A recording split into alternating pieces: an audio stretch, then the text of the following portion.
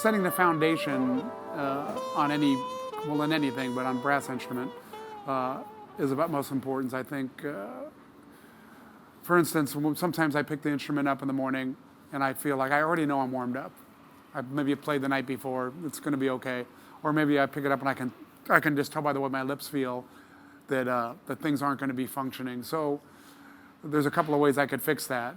I could, if I'm feeling okay, I'll be fine. If I'm not feeling okay, I could force it, you know. But what I like to do is I like to do the same thing every day, just so I can build some consistency, no matter how it feels. Just like a runner, you know, would never, even if they're feeling pretty limber in the morning, they would never just get up and run as fast as they could run. They would stretch and do all these things. And maybe they would work for one day, but then the next day they're going to be sore and they're going to have problems and not perform as well. And so the consistency is like this. On the trumpet, you know, the consistency is like this, and on the French horn, because the mouthpiece is small this way, so there's less room for error than on the trombone or the tuba.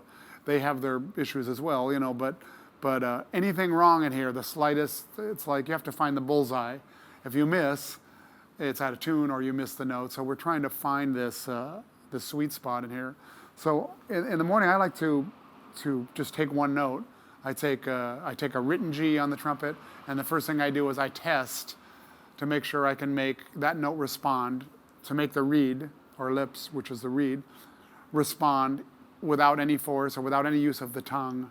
I hear young musicians play and they go, pa, you know, first thing, pa, and that's fine, but you're not setting a very good foundation. You're setting the foundation of I have to force to make the sound. So you do this every day, and then eventually the only way you can make the sound is by force. So, and that was me when I was young as well, you know. So I would take the G, and I would just test. You know, I haven't played hardly at all today here. It's very cold outside here too. The instrument's cold. And I'm just going to see how that note feels with no tongue, see if I can make it respond at a soft volume.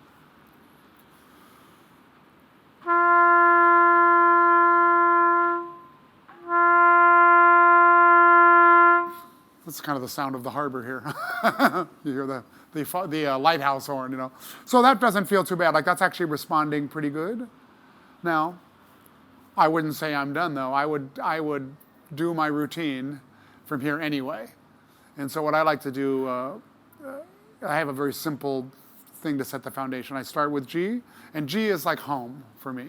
I look at home, and so I want to make my home nice and clean and clear. Maybe someday I wake up and it's like this. I'm like, oh man, what's happening? You know, I have to fix that now. So I will play softly and keep playing that note over and over, adjusting the reed, the aperture here, until the note is clear.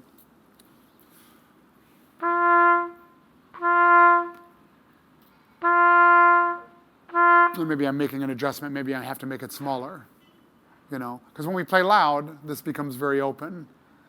And so that can create problems, especially if we played loud for 4 hours the night before. Then the next morning we pick the horn up and we go, oh, you know, that's a problem, you know. So we make this smaller and we try to make, so I've got G set, I've got G nice and clear. Now I go to the neighbor's house, which is G sharp, and I make sure that's the same.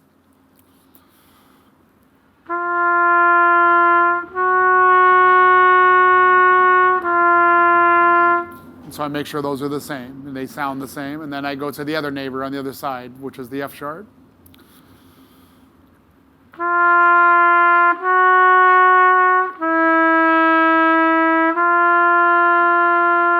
Okay, and if those aren't happening, I keep playing them so they all sound the same. So everything's the same. And then I go further away from home.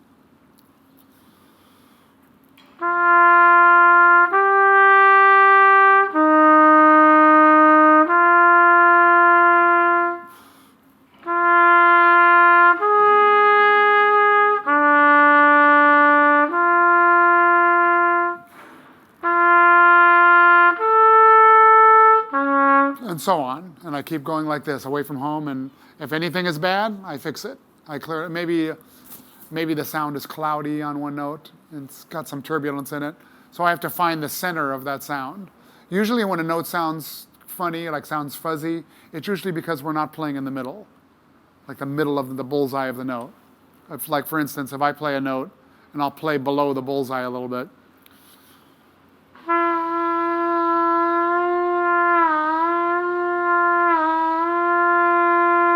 When you find the middle, it's clarity. Up above, it gets fuzzy.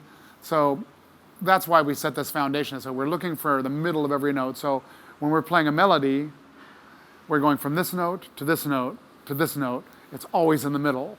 It's not hit this one, then this one high, and then this one low. Then this one sounds thinner, this one sounds cloudy, and so kind of sounds funny. You know, it'd be like if a singer sang a different volume on every note, it would sound funny. Now, it doesn't mean that we can't change the sound we want to make, but generally speaking. So I do that to set my foundation every day. It's the first thing I do.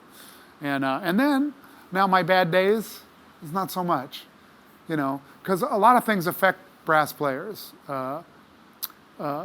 Affect our reed. When you think about a clarinet player or oboe player or saxophone player, if the reed is not good, right, what do? They break the reed, they get a new reed, and then they shave it, they have a knife, you know, and they make the reed real perfect, and they moisturize it in water, and they get it nice and wet, and then they go, okay, this reed is better, right?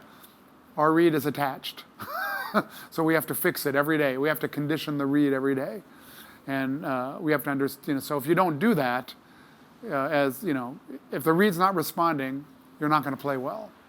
So really, in a lot of ways, you know, we talk about, as brass players, we talk about air a lot, but the reed, if that's not functioning correctly, so the first thing I do is try to fix that to the best I can. It has to be wet too. So you see, when trumpet players play, you always see them, they put their tongue, they moisturize, because if it's dry, the air doesn't pass through as easily. And so I try to get all that happening. And then once that's fixed, then I go from G to low G to G on top of the staff, not high. I just try to fix all those notes. By the time I'm finished, I've solved a lot of problems. You know, now my foundation is pretty solid. I can move on to something else. The next thing I would do is now let me slur a little bit and see how my wind and stuff is responding to the air. I might do a simple bugle call just to see how the lips are responding to some flexibility things.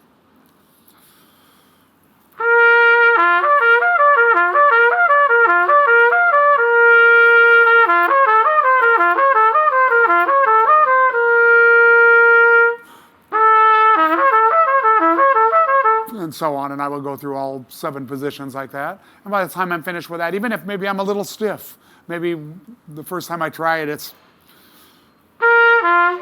like, oh man, that didn't respond very well. So I could play louder to fix that, or I could go back to the foundation and make this happen until it comes out easily. You know, so those notes move together very quickly and very easily, and thinking about bringing the notes close together. So the range of the instrument, you know, young musicians think of low C and double high C is way up here. And I think you have to think about it like this. Everything is closer together. The notes are closer together, it's going to be easier. On the piano, the keys aren't this big. They're just this big. The notes are very close together. So in our mind, I think we have to think about that. So after I do that, my lips will be pretty supple, and then I might, then I'll start tonguing some notes maybe. Make sure the front of the note is precise, you know, and maybe just some scales or.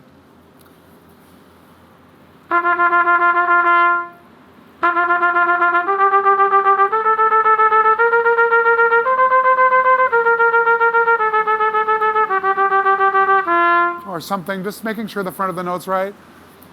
Maybe it's, you know, if the reed is not responding well, it might be, we get these kind of sounds, you know, so we have to fix that. But it all stems back to the foundation of how this is responding. It's not a problem with the tongue. The tongue's in this, you know, the tongue does what it does, and it's the same tongue every day. There's not a different one in there. But this changes from day to day. From the weather, maybe it's humid out, maybe it's dry out, maybe you're at high altitude, maybe you don't feel well. All those things affect this, so that's why we have to condition it. Just like a woodwind player has to condition the reed, we do that every day. And then usually then, you know, I will maybe touch on the upper register a little bit, just to see if, you know, I don't want to practice up there because it's hard, but I want to touch just to make sure I know what it feels like.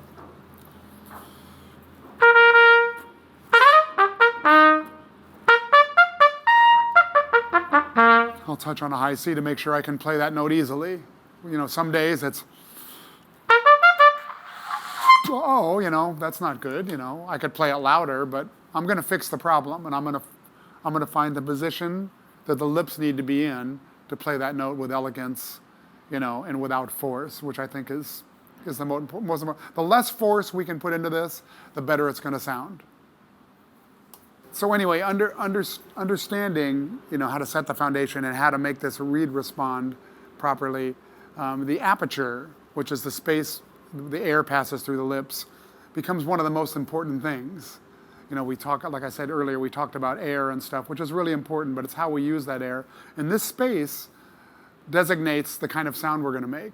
And so you think about how important that is. So when we're playing loud, this space is bigger. Like the aperture is the volume control, right? So if we're going to play loud,